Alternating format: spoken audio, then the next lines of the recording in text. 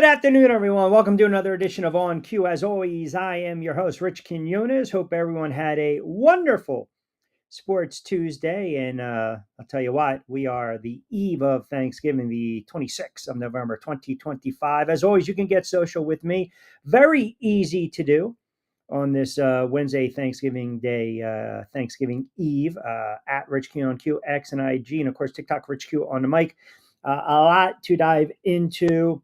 A lot of NFL, full slate of Bird tomorrow with 3 games. You got the Black Friday affair between the Bears and the Philadelphia Eagles. You got some rumor mills involving Brian Daboll. You got Belichick back in the news. And we always have our annual awards right around this time, our 18th annual Jive Ass Turkey Awards. And it's pretty easy. On a Woosah Wednesday, all you got to do is say to yourself, who is pretty much a Jive Ass Turkey in the world of sports? We've been doing this 18 years and strong, and I've got a list of potential Jive Ass Turkey. So we will get into that as well. We're powered by our good friends over at Three Brooks Bourbon. Get ready with tea, fresh roasted coffee, and of course, do not forget, we are also brought to you by our very good friends over at Play It Again Sports. So with that, all right, so we've got a lot to dive into, and I can already see all the faithful that used to tune in down here and also on 1290 The Ticket in Delaware. They're already coming in with their Jive Ass Turkey Awards. We'll save that for about a half an hour. But as I mentioned, NFL, big weekend in the NFL. I mean, now we're starting to get in that dicey situation. Thursday games, Thanksgiving, Packers, Lions, Chiefs, Cowboys, Cincinnati, the Ravens, and then you got the Black Friday game. Amazon Prime kind of slipped into that perfect window at 3 p.m. Chicago and the Eagles, and this is a big game for both teams respectively. I think this game will tell us more about the Philadelphia Eagles than the Chicago Bears. And the Chicago Bears are a good team. They should be a playoff team. But this is kind of your bounce back opportunity if you're an Eagles fan, which, listen, they've had one of these weeks now or 2 weeks where, it just has not been good football. They've had some major, major problems. They've had major issues offensively. The offensive coordinator, the head coach, not on the same page. The wide receiver, not on the same page with the quarterback. The quarterback, not on the same page with the wide receiver. The running back, a lot of people think right now, maybe this guy is absolutely cooked. Who knows? But this is a big spot, big test, big opportunity for the Eagles at home. And they're just too good of a football team to lose to a team that 2 weeks ago had to come from behind in the fourth quarter at home, down 10 against my New York Football Giants. And I'm just not seeing it. To me, this is a get-right game for the Philadelphia Eagles. It really is. They should not lose this football game. But as we know in the NFL, anything could happen. I did mention that there's a couple of little seedlings right now that the Eagles might want to take a look at Brian Daboll to help with their play calling situation on the offensive side of football. When he got canned by the Giants, I actually made a joke the Eagles should hire him. Go figure. We'll get into the coaching carousel because where there's smoke, there is fire. And there's a lot of talk now. Is it going to be Kiffin? Is it going to be Belichick? Is it going to be McCarthy when we're talking about the vacancy regarding the New York Football Giants and their head coaching vacancy? So a lot of NFL to get into. And as I mentioned, Jive Ass Turkeys. And it's real simple. You look at the calendar year in the world of sports, right? So we go last year, 2024 Thanksgiving, to pretty much 2025. Okay. And it's, listen, it's very, how do we do this? For those of you who are new to this, I'll give you a perfect example. Like it's such low bearing fruit, but LeBron James is definitely part of your 2025 Jive Ass Turkey Awards because he's just a clown. He's a Jive Ass Turkey because we didn't know, was he going to retire? Was he not going to retire? Is he coming back? Is he going to do the fanfare? What's he going to do with the kid? Is he going to sit there and basically make this all about LeBron? So he's on the list just because he's LeBron. But I've got 4 or 5, I think, credible candidates that will make this list. And I certainly want to hear from you on a Woosah Wednesday edition of On Cue. We'll get the comments rolling early and often, as we typically like to do. Michael chimes in with his apropos Broncos country, let's ride. Joey B chimes in, happy Thanksgiving, Q. We got our guy here in Fort Collins, Jim Moore Jr. to Colorado State. How about that? You can cross him off the list. Who knows exactly what's going to go with Deion Sanders as well? This is the beauty, right? This is the beauty right now of these head coaching vacancies at this point. This is kind of the beauty of it. We're going to talk about, where some of these guys are going, where they might land, the best, worst case scenarios. But as I mentioned, it starts tomorrow in the NFL. It starts tomorrow. The Lions, they stubbed their toe against Philadelphia Eagles offensively. They do nothing. The Giants let them off the hook again. The Lions get the win. They're laying 3. This is a big game in the NFC North because if you really think about it, the way this division is playing out, you got the Bears, you got the Packers, and you have the Detroit Lions. So here you go. Something's got to give in this division, does it not? Now, I'll tell you this. I'm pretty surprised the upstart Chicago Bears. They are a year or 2 away, I believe, really being a legit threat, but I love the progressions and emergence of Caleb Williams. They can play a little defense. I'd like to see him score more points. You got Green Bay in the question marks with Jordan Love. You got Detroit. And Detroit, that window, that championship window, a lot of people believe, just like with Buffalo, it's starting to close for those teams respectively. And then you got Minnesota that has, without a doubt, buyer's remorse letting Sam Darnold and Daniel Jones go. And there's reports right now that the Vikings might be interested in Daniel Jones. So tomorrow is a key game for those two teams respectively. A key game because they're trying to get the advantage in the NFC North. So we'll talk a little more about that game. We'll break it down. Kansas City and Dallas Cowboys. Cowboys coming off a big win. It could be a franchise-altering win, probably one of their best wins over the last decade, down 21 at home to the rival, the Philadelphia Eagles. We know the outcome, 24-21, the late field goal. Kansas City wakes up. They get a win at home against the Colts. And what that means right now, Kansas City keeps their season alive. Kansas City keeps their season alive. They're going on the road, and now it tells you what the odds makers and a betting public believe or feel when it comes to the Dallas Cowboys at home, who can score some points, and Kansas City on the road, being your defending AFC champions. Kansas City's laying 3.5 in this one. And really for Dallas, if you want to have a season, if you want to have that special season, if you want to be a playoff team, you're not catching the Philadelphia Eagles in the NFC East. You're just not. But if you can beat Kansas City, there's no reason you can't go on the road and beat the Lions and the Vikings and the Chargers and the Commanders and the Giants. These are all winnable games. So as crazy as it sounds, the Dallas Cowboys, with that win against the Eagles, also, bookend with that win against the Raiders, 2-game winning streak. If they get through Kansas City and Detroit, they can go on a little run here and win their 10, 11 games. Now, I don't believe the Eagles are going to slip up. I think the Eagles are just going to coast to back-to-back NFC East. But the Cowboys have the benefit of having a couple more games at home, 3 games at home, tough spot against Detroit, winnable games against the Commanders on the road, winnable game against the Giants on the road. Let's mark you in right now for 3. That gets them to 8 wins. The key for the Cowboys, figure out a way to get to 10. And if you get a win tomorrow, that really helps you out because I believe that gets you your 6th win. Maybe they lose to the Lions, but they can certainly beat the Vikes, the Chargers, Commanders, and the Giants. 10 gets you in. So that win last weekend against the Philadelphia Eagles, that kind of salvaged their season after the bad loss against the Arizona Cardinals. Now, if they would have won that game, they'd be pretty much in the driver's seat in the NFC to get one of those playoff spots, one of those wild card spots. They're not catching the Eagles.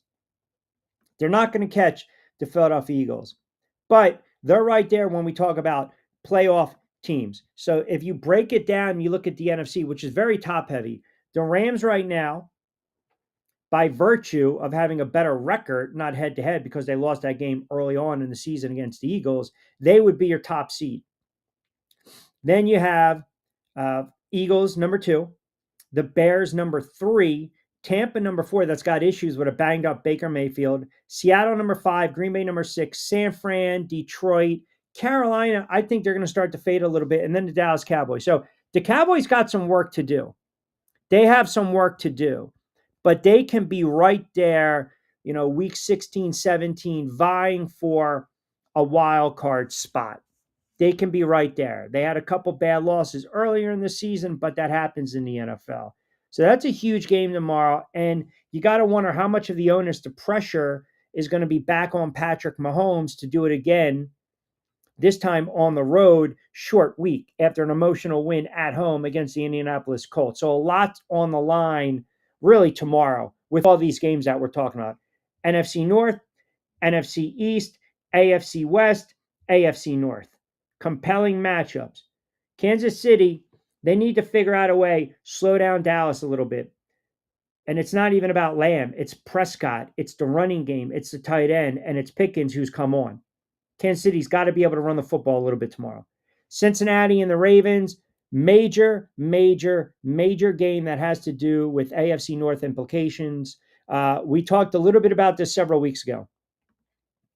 The Baltimore Ravens, because of their schedule, and you get Lamar Jackson back healthy, okay? Even though Bengals officially activated Burrow for the game, he's going to start.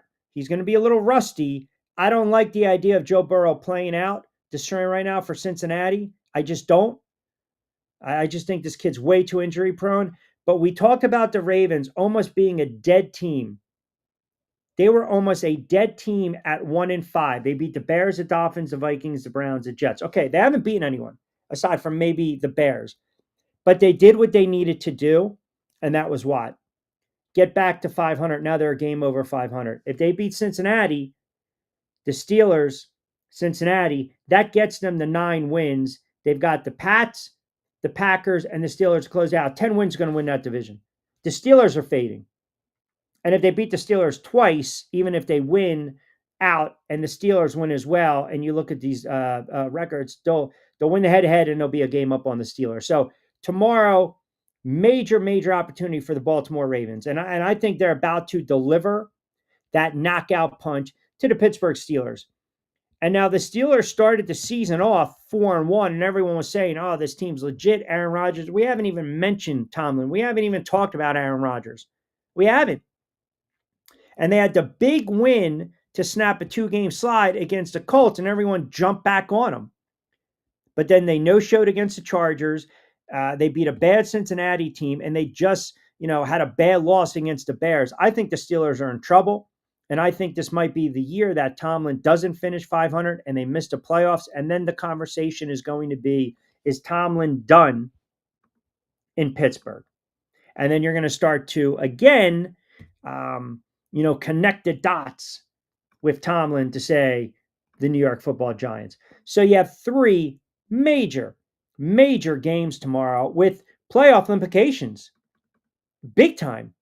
And then obviously Black Friday, you got that game, the Philadelphia Eagles, the Chicago Bears.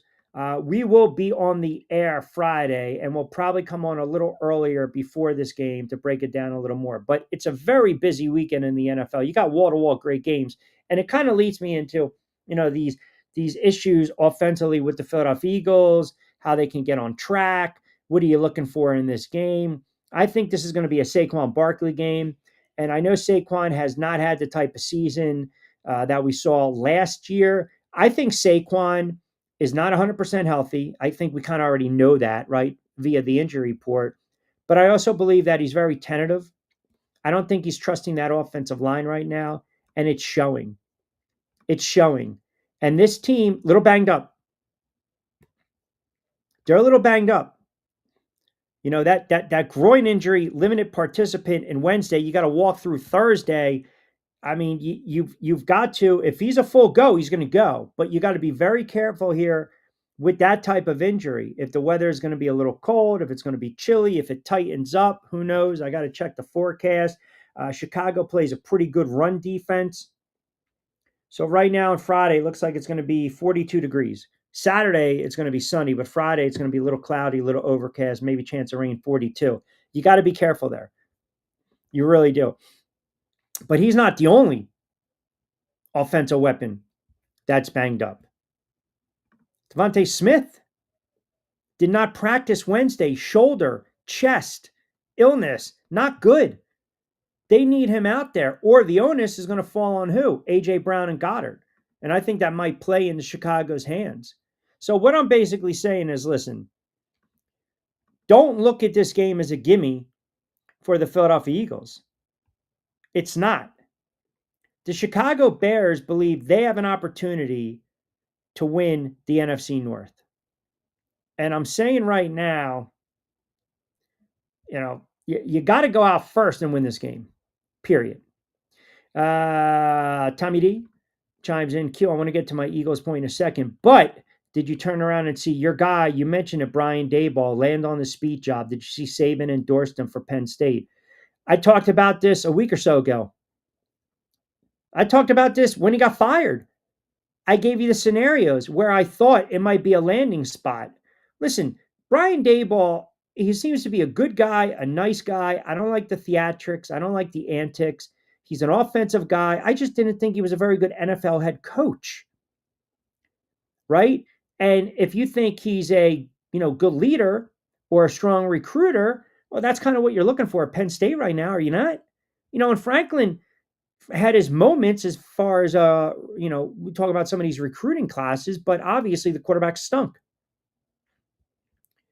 If you're going back to college, you damn well better put together a very, very, very good staff. Man chimes in. Happy Turkey Day, fellas. Well, we mentioned a Woosah Wednesday and it's a Jive Ass Turkey Awards.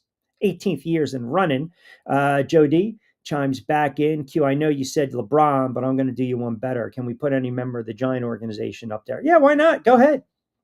I mean, I had them 3 or 4 years running. But if you want to put them in there, that's fine. Kevin C chimes in. Q, what do you think about the Giants going forward? Do you think they're going to play it to the vest with Jackson Dart, or do you believe we'll see him this weekend? Listen, if he's healthy, they're going to start him. That's a Monday night game against New England. Do I have a problem if you go back to Jameis Winston? No. I've seen enough of Jackson Dart to know that he's going to be an NFL quarterback. I've seen enough. Would I like to see him 3, 4, 5 more games? Yeah. I mean, he's still listed in the NFL concussion protocol, but he had a full participant today in practice, and that's a good sign. That's a good sign. I want to see this kid on the field. I do. I really, really want to see this kid on the field because as a rookie, he's impressed me. Kid's got 17 total touchdowns, 7 rushing touchdowns, and they move the ball and have great drives to start games, something they haven't done in years. But if you don't want to risk the health, Detroit Madness chimes in. Q, right now, I know my Lions aren't the best team in the NFC, but do you still believe they have a shot to go into Philly and beat the Philadelphia Eagles? Not right now. No. I gave you my one team that I think is built at this moment to go into Philly if need be and beat them, and that's the Rams. That's the Rams. Because I don't think offensively the Eagles have the offensive firepower to match up with the Rams. And the one thing you have to remember too, we always talk about trending up, trending down during the course of a 17-game NFL season. And you'll hear this verbiage a lot. Well, that's not the same team we played in September. Correct. The Rams would not be the same team that the Eagles met in week 3. The Rams are a much better team. And conversely, the Eagles are not the same team that the Rams met in week 3. Now, the Eagles scored, again, 33, but let's be honest, the blocked field goal got them to 33, okay? And in that game, if you recall, Matthew Stafford, didn't have his best game. He was under duress a little bit. But what did the Rams do consistently? They got to Jalen Hurts, and they're a much better defensive team that we saw that time around. And I think right now, if you were to tell me tomorrow it's a playoff game, Rams going to Philly, I don't care what the number is. The Rams are winning that football game. Just the way they're playing, they're trending up. And the Eagles right now, I'm not going to say that, I'm not going to tell you the Philadelphia Eagles are trending down. I'm not saying that. But what I'm saying is they're flatlining. And I think every team right now in the NFL, and you guys might agree and you might disagree, at this point during an NFL season, you have to have an identity. You have to. And I don't know what their identity is. I just don't. We still haven't figured it out. Like, what's the identity of the Philadelphia Eagles? Seattle plays defense. The Rams play defense. They can score points. Ravens are still running the football, right? You know, the Indianapolis Colts, that is a run heavy first team. That's what they do. They run the football first and foremost. Okay. So A chimes in Q. Excellent stuff on timeline last week. You're 100%. I feel it's fool's gold. No one else is talking about this, but here's the reality, Q. Tomlin has won a playoff game in only 4 of his 18 seasons as Steelers head coach. When the hell is the national media going to shine a light on that terrible stat? You are 100% correct. And I've gotten hammered, for being overly critical of Tomlin. But think about that. 18 seasons, 4 playoff appearances. So all this whole, he's never had a losing season. Who cares? Nobody cares. Like, I don't care if you're 9-8, 8-8. That's great. That's great for Pro Football Reference. But a couple cups of coffee come the playoff, and obviously you get the Super Bowl. So that's a resume builder. But I agree with A, 100%. I agree. Sergeant Delaware chimes in. Q, how many more head coaching changes do you see towards the end of the season? I don't believe any coach right now. We're in December, so if you're asking me, and you're a Raiders fan, if you're asking me if I think the Raiders are going to fire Pete Carroll, the answer is no. Do I think Pete Carroll retires after this season? The answer is yes. I think this season took a lot out of him. I can't envision a scenario where, look, it's pretty evident Miami's not going to do anything right now. Cincinnati's not going to do anything. Buffalo's in midst of a playoff run. They're not going to do anything. Can I see an implosion with Cleveland? Let's just say the Browns lose to the 49ers, but Shador plays a decent game. Then they come back and they beat the Titans. Then they lose to the Bills or the Bears, the Bills, the Steelers, and maybe they beat Cincinnati. So you've got 1, 2, 3, 4, 5, 6, 7 games. What if he goes 3 and 4 and 7 starts and he shows a little bit of progress? That head coach is not getting fired over the next 4, 5, 6, 7 weeks. Now, can they really do an overhaul in Cleveland with the GM and the head coach? Yeah, I expect massive changes. In Cleveland. Do I see changes in New Orleans? I do. Do I see changes potentially in Arizona? I do. The Titans need a head coach, obviously, but I don't believe that you're going to see anyone get fired right now. Stefanski and Andrew Berry were both hired in 2020. They won 1 playoff game in that span. They haven't been able to figure out the quarterbacking position. So if Jimmy Haslam really wants to kind of clean house and he's ready to clean house, does he just let it play out and let Stefanski try to, cultivate a little more of that young talent, i.e. Sanders? Or do you get rid of them if they lose 33-10 against the 49ers? Your guess is as good as mine. I just don't have an answer to that. I just don't. All right, fast approaching 5 o'clock. I want to remind everyone we're powered by our good friends over at Three Brooks Bourbon. Get ready with tea, fresh roasted coffee, 20% off your first purchase. Look, Thanksgiving's right around the corner. It is tomorrow. It is mañana. But you know what? You can still get your order in for Black Friday, the weekend as well. BYP20, 20% off your first purchase. A lot more comments coming in. We got some jive-ass turkey candidates as well. We'll dive into that. Keep it locked in. Got about a half an hour to play with on this Wednesday edition of On Q. Keep it locked into the YouTube channel X at Rich Q on Q, on IG, Rich Q on Q, TikTok, Rich Q on the mic. Quick timeout. We'll come back on the other side.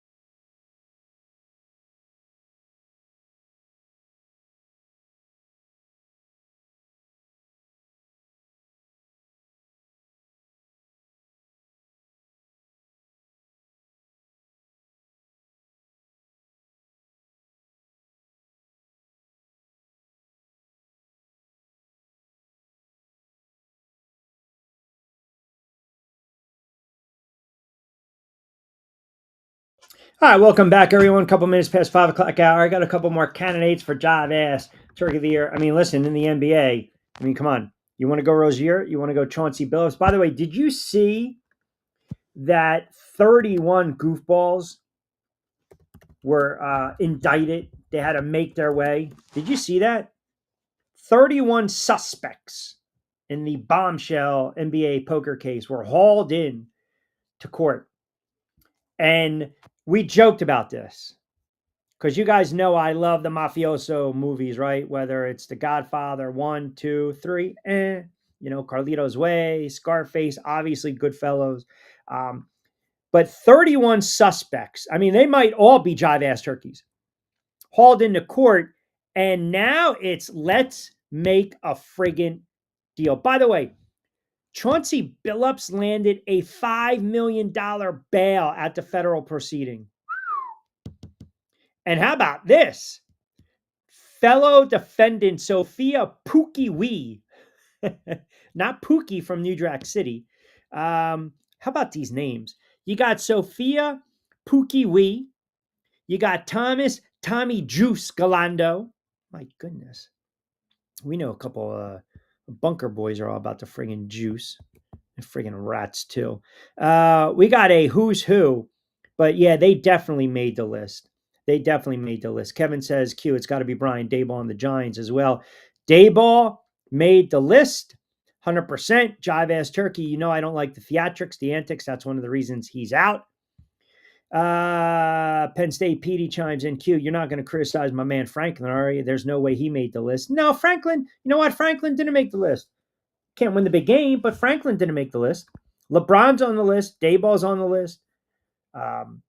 Rozier, Billups is on the list. I mentioned LeBron already. Let me pull up my list. I don't want to give it away, all of it. Embiid is on the list again. I'm just letting you know because he's just a clown and a bum. Q, did anyone from the Rat Ship make the list? Yes. Thank you. Thank you for bringing it up. I have a couple of candidates who are definitely from the RSPN, the Rat Ship, the Mothership, who made the list. Jive Ass Turkey Awards. One of them is definitely Ryan Clark because Ryan Clark has to bring race into the equation every effing time. He's made the list because he has said some dumb ass stuff. I mean, I feel as though he has constantly had to apologize. And the latest was going back and forth against Peter Schrager, taking a shot at him. Going back and forth with RG3, right? Just unbelievable. Some of the comments and just some of the nonsense, even like the King stuff, it was just enough is enough. And by the way, speaking of which, sticking with the clown show, Solitary Stephen A, definitely. You're pushing a shady, sketchy app. Then you try to sit there. You get your hand friggin' caught in the cookie jar during the NBA Finals, friggin' playing solitaire. And then 9 months later, like, oh, there's a method behind the madness. I was pushing the app. Get the fring out of here, you clown. Nobody wants to hear your friggin' takes anymore. Go away. Seriously, go away. This man does no prep work. He'll talk about quarterbacks, rest in peace, who passed away thinking they're active players. Now, he can make the list every single solitary time. Yes, always. Stephen A. 100%. 100%. Bunker boys better be on that list. Listen, if there's a side list as opposed to like the well-known, or the lesser well-known, of course. I mean, you're talking about not Michael, you're not talking about a singular person. Okay? You're not talking about a singular person. You're talking about a handful of jive ass turkeys who decide we're running away from the fire, not towards it. We're talking about, gavels being thrown. We're talking about monkey wrenches and Johnson rods and oil changes being wrecked and just, charging up, selling the customer, no reception in the mountains, 100%. 100%. Yeah, I said that to you. I said he's going into politics. Now, here's the other question. You got ESPN, you got a $100 million contract. You don't think there's stipulations in that contract or the get out clause? You're going to leave that kind of money? on the table? Think about that for a moment. That's an insane salary. 40 million per year to what? Tell us what we already know? And he's also been cut from some of the NBA coverage as well. Then these networks want to know why they're bleeding, why they're hemorrhaging. Come on. Unbelievable. Matty Ice chimes in Q. I know this is probably not on your list, but how about Tom Brady? Nah, I can't do it. I can't put Brady on the list because of the conflict of interest. I can't. By the way, too, the whole, I didn't even mention this, but what did he clone his dog? I'm sorry. I just, I got a problem with that. I really do. I mean, you're spending years and moments that only you and that particular dog share those memories. And when I heard that story, he's getting goofy, man. He is. He's getting goofy. And as far as calling these games, it's almost like Romo. Romo's reverted. Romo, has anyone noticed Romo has gotten worse as a broadcaster? It's almost like a caricature, right? So, yeah, I can throw them both on the list. I mean, my 2 to 3 coup de grace, they really should not surprise anyone. And remember, too, it's not only poor performances, but you also how you carry yourself. And I'm surprised you guys don't even know who the number one jive ass turkey is in 2025. I'm a little surprised by that. What do we got here? Mike in Ohio chimes in. Q, I know you mentioned that Burrow's going to get the start. I'm a Browns fan. Love to have him under center. Haha, I know it's not happening, but do you think there's a risk to reward here? I do. I think there is a major risk to reward with Cincinnati going back to Joe Burrow. I think it's a recipe for disaster. If this kid gets hurt again, it's not good. It's really not good. In the ATL chimes in. Q, got you on the YouTube channel. Enjoying the show as always. What's your thoughts on the Falcons going forward? Do they need a quarterback? You draft a quarterback that has been injury prone. And now there's a report that Michael Penix might not be ready for next season. Atlanta's going to need a quarterback. And that head coach is not going to last.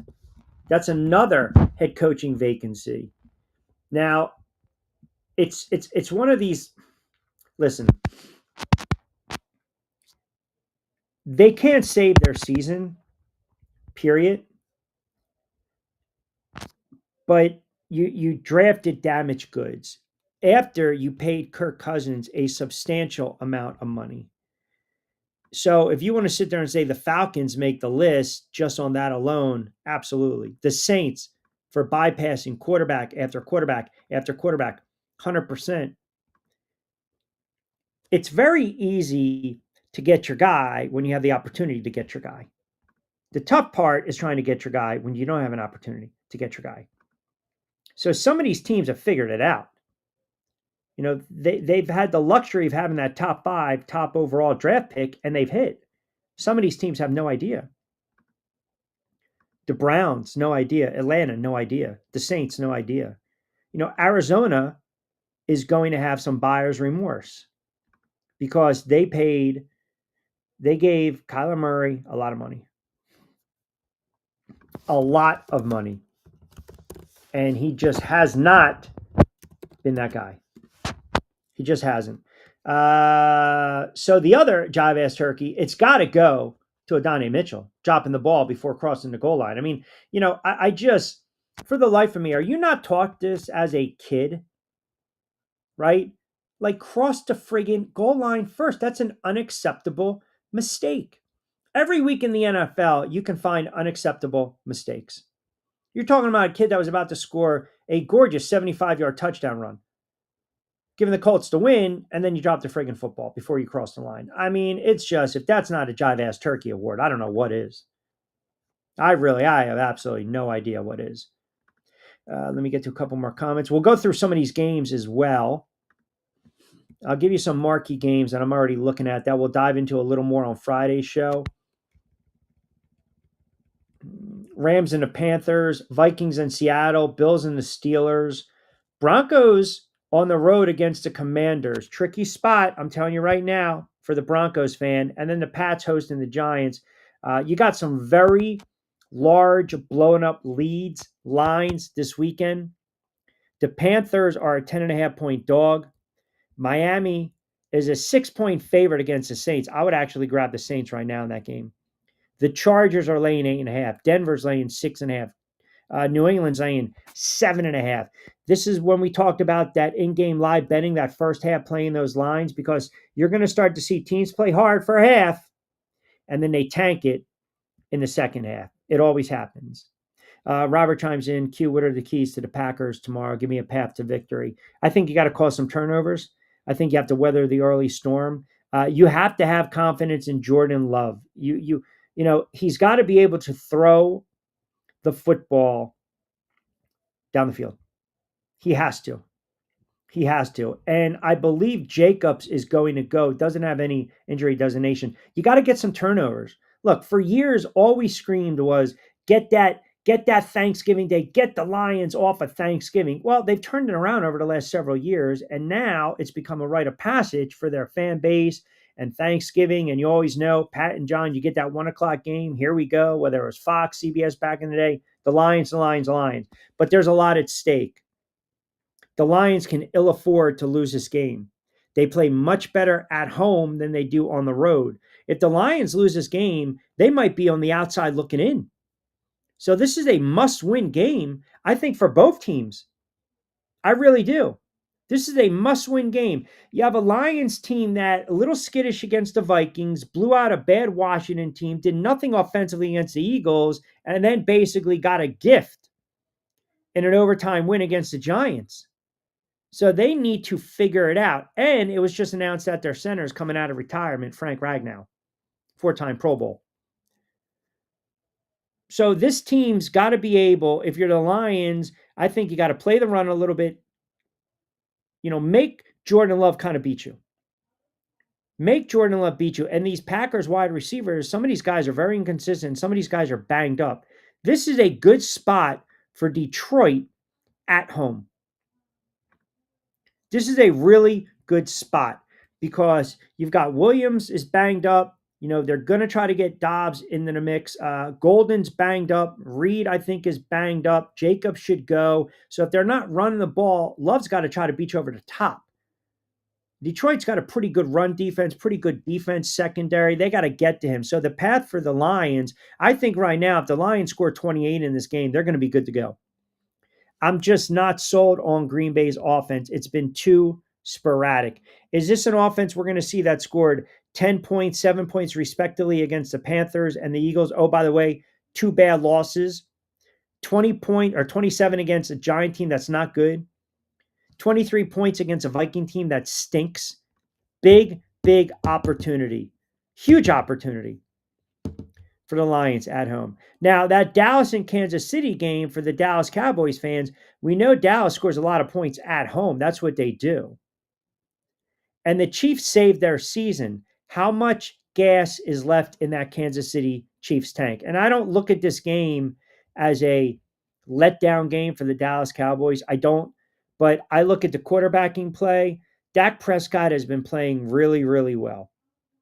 Dak Prescott has quietly put together a pretty solid season. We don't even talk about Dak over the last several weeks as far as the MVP conversation. Patrick Mahomes has had a down season. I think it's because Kansas City has asked Patrick Mahomes to do way too much. I mean, it's very rare when we start to talk about Patrick Mahomes and stats where he's right around 7, 8 interceptions. He's going to throw them. He's taken some sacks. They didn't have a lot of weapons. They never got that ground game going early. So he's had to be that catalyst offensively. He's had to run the football, and that's something you don't want from your franchise quarterback. I mean, he's on pace to have career yards rushing. He's averaging 6.1 yards as a quarterback running the football.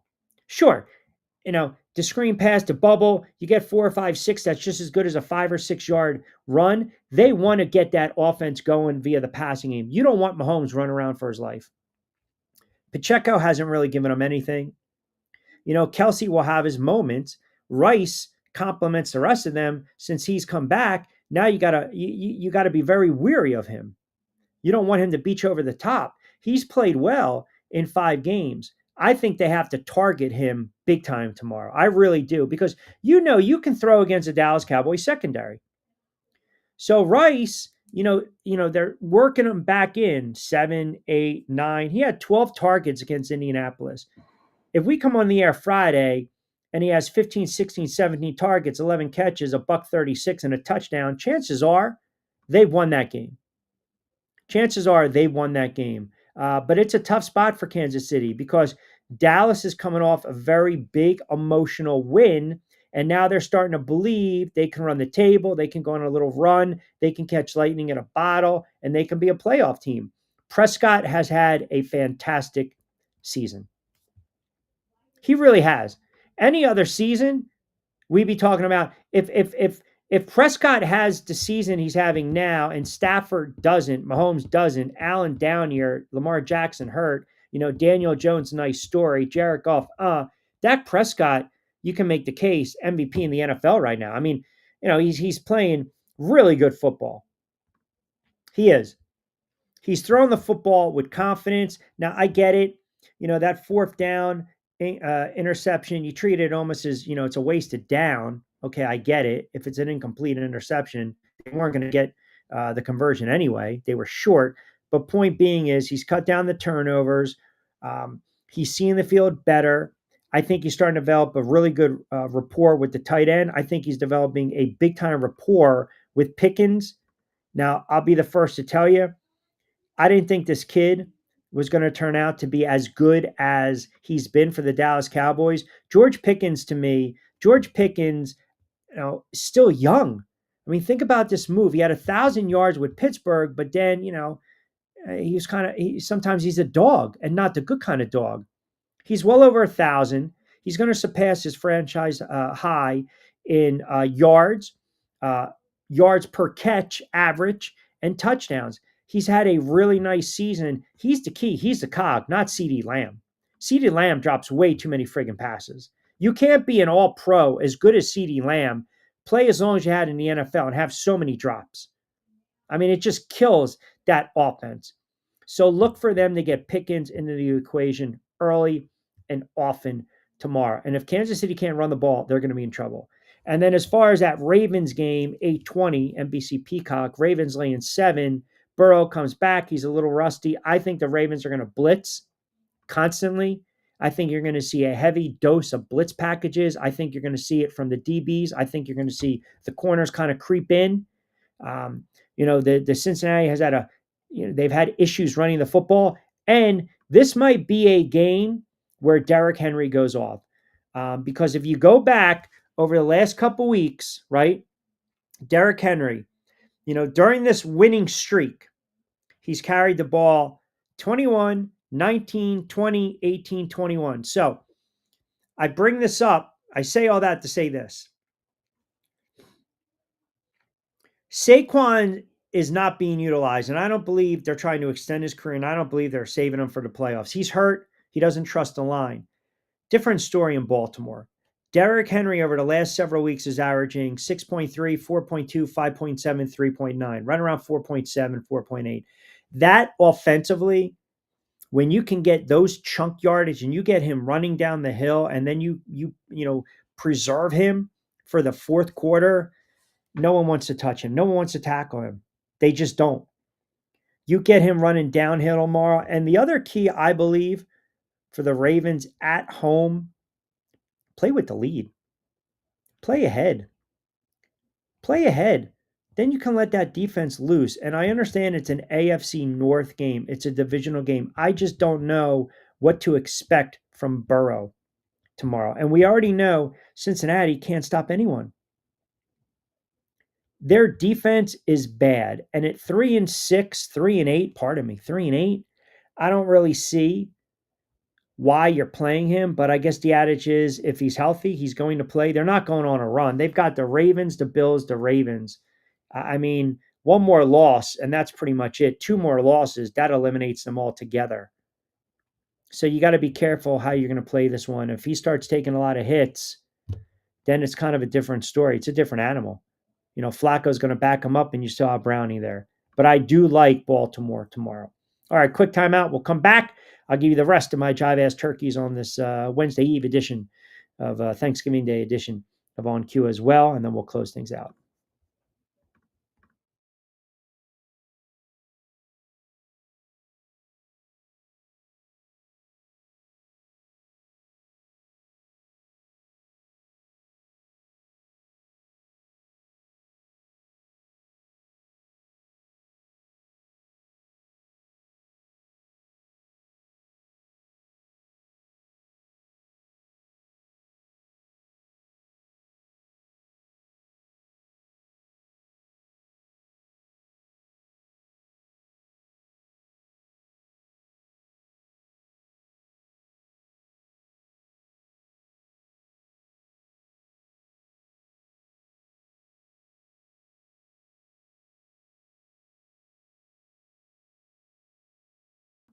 All right, don't forget we're powered by fresh roasted coffee, Three Brooks Bourbon. Get ready with tea.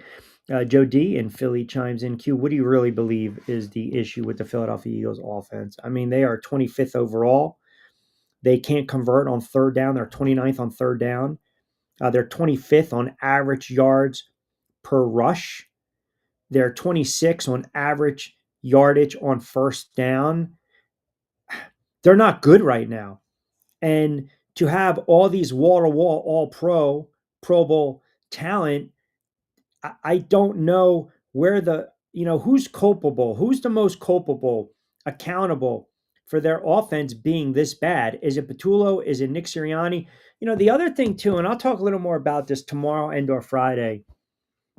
You look at the gripe, what's going on, the questions regarding this offense, the fact that this offense has not really gotten in gear. It almost reminds me, Doug takes them to a Super Bowl. They win the Super Bowl. They make the playoffs the next year. They don't win it. Little down year. Then all of a sudden, the rumblings, the whispers. Now, I'm not going to suggest that Nick Sirianni is on the hot seat. I'm not. He's got equity. He's built it up because they won a Super Bowl last year. They've gone to two Super Bowls in 3 years. That's not where I'm going with this. But the fan base grows very impatient fast. And it is in the NFL. What have you done for me lately? So you have to keep that in mind. I can see if this team goes 3-and-out, first drive of the game, the boo birds are coming out. And the last thing you want is to try to force feed the football because that's when turnovers and mistakes happen. And now you've got a banged up Saquon, a banged up Smith. This is a spot. If the Bears were going to catch the Eagles at the right time, this is the spot. This is the spot because it's a broken offense right now. And for the last month plus, we've gone back and forth, and I was pretty adamant telling you, listen, I mean, there's something up. There is something up with this offense, and it's not good. And you have to figure it out. Kevin chimes in. Q, did you see that deleted tweet by Neighbors? Do you think he actually came out and said the Giants are trying to tank? Well, if you're Malik Neighbors, two things. Don't delete.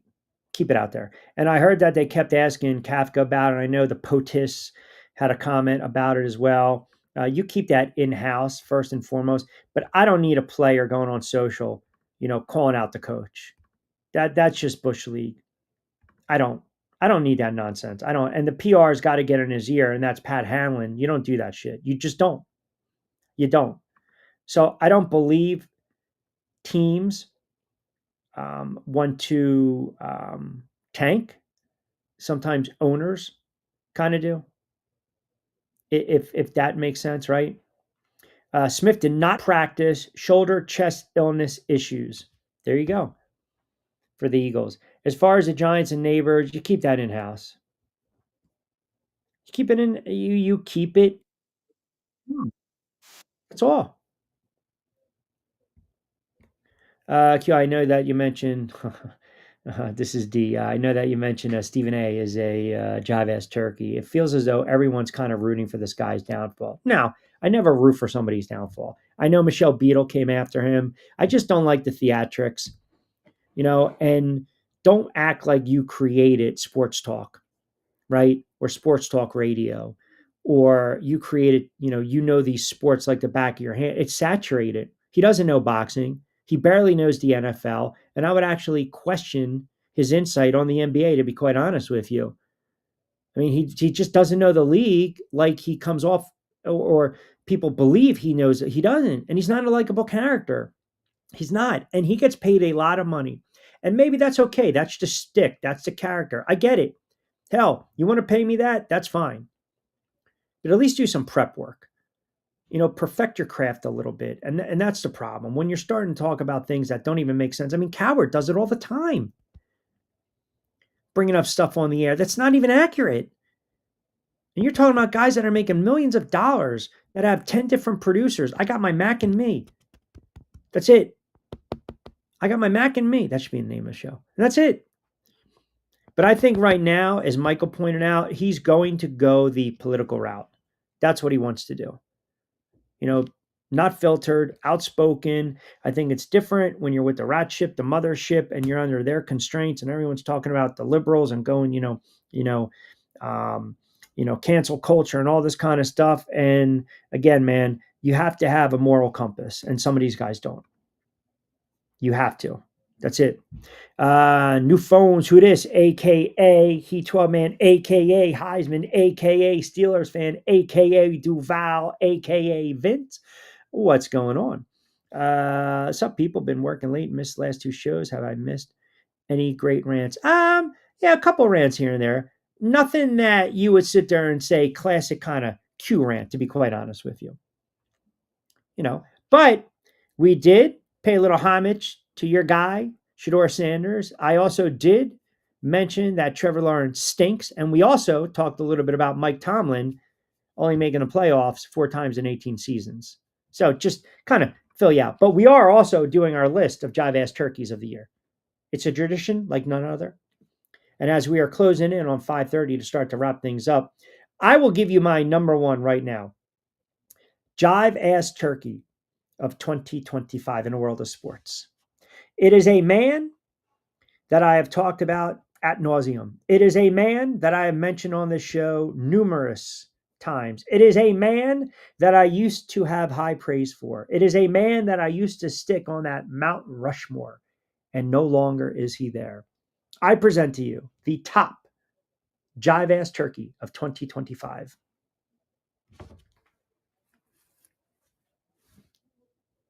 That's right, the hoodie, Bill Belichick. How can you not stick him on the list? He is absolutely, you're talking about a guy that was a legend with the Patriots, a legend with the Giants, a legend in the NFL. And then all of a sudden he decides, you know what, let me dance through the tulips with a 20-something-year-old who has him by the you-know-what, take a head coaching job that I'm not interested in, put out a piss-poor product. And it's just a bad look. If anyone has turned around and been a clown in 2025 in a jive ass turkey, it's Bill Belichick for so many reasons. It is absolutely bad. And now, you start to talk about, well, is he tarnishing his legacy? What the hell is he doing? Why is his family always getting on him? Why is his girlfriend on the sidelines? It's all about her. She pushes her way into a commercial in the Super Bowl. She wants to sue everyone and their mother. Here we go, going after Pablo Torre, blah, blah, blah, blah, blah. Yo, man, you're 70-something years old. Seriously, grow the frig up. You shouldn't be dating a 20-something-year-old. That's just flat out creepy, period.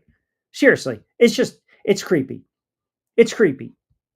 The optics are horrible. I said this when they hired him. I said this and I argued with Costco when he never signed that contract. Now is your time, UNC, to get out of this. Now, I get there are going to be teams interested in hiring him. I don't really believe the Giants want that headache and make that call. I honestly believe that. And you can talk about your legacy all you want in the NFL, but right now the optics are bad. They're bad. 73 years of age, Super Bowl, Super Bowl, Super Bowl, most successful, track record, successful coach, famous in NFL history. And you're going to, dance around and dick around with a 20-something-year-old with a 3-7, 4-7 UNC team?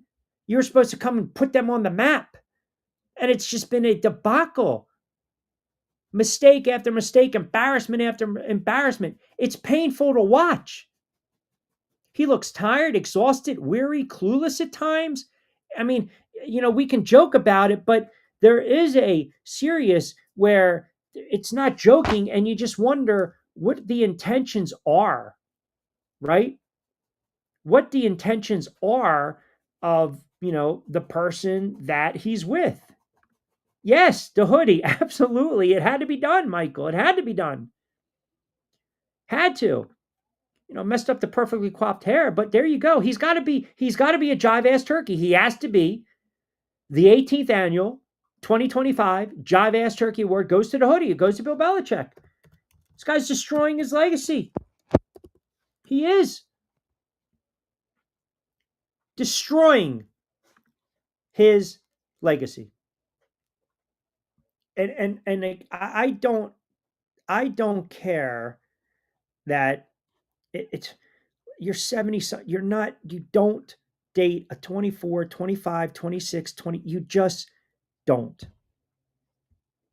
You don't. And I don't care if she's younger than that. It's even worse. I mean, obviously she's not a teen, but if she's 23, 24, and there are reports she's 26, 27, at this point, it doesn't matter because he's 73. Don't give me this. Oh, for the love. I don't want to hear that. Stop. Come on. Number 1, 2025. No, it's not. It's not Nico Harrison. He made the list, by the way. He made the list. It's not. It could be yours. It's not mine. It's the hoodie. But Nico is definitely on the list. Porter's on the list. Rozier's on the list.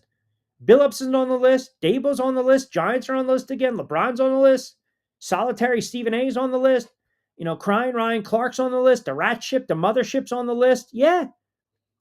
2 pitchers from Cleveland. They're definitely on the list. Absolutely. Absolutely. I can't let you do that to the hoodie. As much as I agree with you, we're all lost our minds over the wrong person. It actually makes him relatable. Stop. You know what? You keep it up. New headphone, who dis? There's still room for that list for you. Stop it up. Stop it up. Stop it up. Zip it. No. He's embarrassing himself, and his family knows it. Okay? I'm sorry. This is more about just you're dating a kid, a baby. And you absolutely look so disinterested, and you were flirting with the idea of getting out of your contract, what leaves the university at bay. Nope, it's done. He is your 2025 Jive Ass Turkey. Sorry, had to be done. Powered by Fresh Roasted Coffee, 20% off your first purchase, BYP20. We got a new episode of BYP dropping later this week. We'll go through all the games. We might hit a little spot tomorrow, and I'm trying to figure out the best spot because I've got games to call. It might be at a 3-ish recap. Green Bay, the Lions, look ahead, Kansas City, Dallas, Cincinnati, Ravens. We got a lot of hoops to call on Friday, but a lot of it is in the night. So what I'm thinking about doing is either a Black Friday kind of a pre-game on cue show to the Bears Eagles, or if they get done, if that game ends fast enough, I might have wiggle room to get a little shortened version of on cue on Friday, depending upon the times that I got to call some of these games. Could Hoodie be tired for other reasons?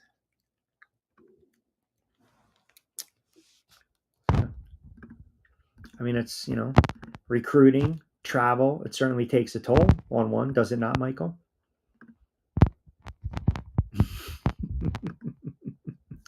All right, so I told you Smith banged up, Barkley banged up, Burrow's going to get the nod, Manana.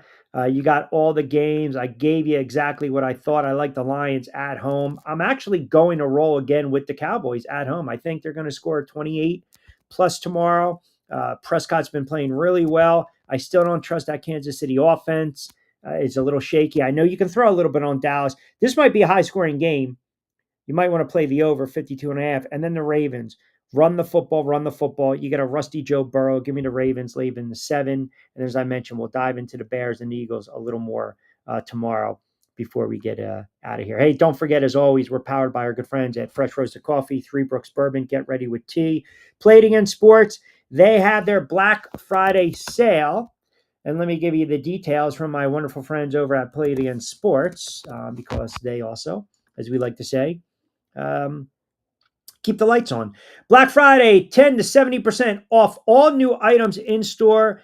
The first 10 customers will receive a free $25 gift card. Shop incredible doorbusters. Enter to win 4 new gear raffles. Played Against Sports, 2 locations. Deffert, 1450 Clemens Ridge Road in Deptford, New Jersey, and Mount Laurel. And here you go.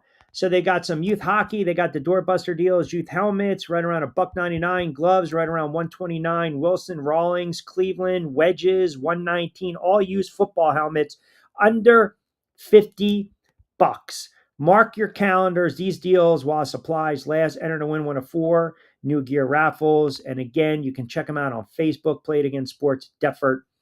Played Against Sports Deffert.com. Also, we dropped another edition of Overseas Dimes. That'll air on channel 82 in Bermuda. And we've got some announcements for multiple platforms that we will also be jumping onto, the first of the year. So definitely keep it locked in. As always, follow us on social media at RichQ on IG and TikTok, RichQ on a mic on TikTok, X, and IG, and the YouTube channel at RichQ. All right. So if I don't hear from you guys tomorrow, you guys have a good Thanksgiving, and don't fill up too much on the stuffing, tryptophan. The driving, the traveling is utterly. It's just it's so annoying. I just can't take the travel. And I remember I used to have to travel for games, and now because I can do everything remotely, that's great. But you know what? If you're at a light, get the frig off your phone. When the light turns green, please. I'm not asking a lot. I'm asking you to just drive, just go. Buckle up. Don't text and drive. Stay alive, right? But enjoy the games tomorrow. Don't have too much applesauce, cranberry, a little turkey, a little turducken, a little pumpkin pie. I'm going to venture to guess some of you guys are probably going to be lit and a little roasted and toasted probably by mid-afternoon. So if we do go on the air, I look forward to some of your comments and your banter. Good stuff today for the 60 minutes. Always appreciate you guys. As I mentioned, share, like, comment, subscribe to the YouTube channel as always. We will be on the air at some point tomorrow. Check out the notifications on YouTube. But if you guys are doing the family thing, we totally understand first and foremost. We always appreciate the support. Hope you guys tune in for a couple moments tomorrow. Enjoy the NFL. Late night NBA. We'll get into that on Friday. Little hot stove football. A big What the Frig Football Friday edition of On Cue coming up on Black Friday. We'll probably get you before the Eagles and the Bears, maybe after, who knows, time pending. But with that being said, have a wonderful Thanksgiving. Be safe, be sound. And again, we look forward to hearing from you guys tomorrow, being on the air for a little bit. Until then, as always, I'm Rich Quinones. Thanks for tuning into this edition of On Cue, and certainly have a good Thanksgiving. Hasta luego, mi dia.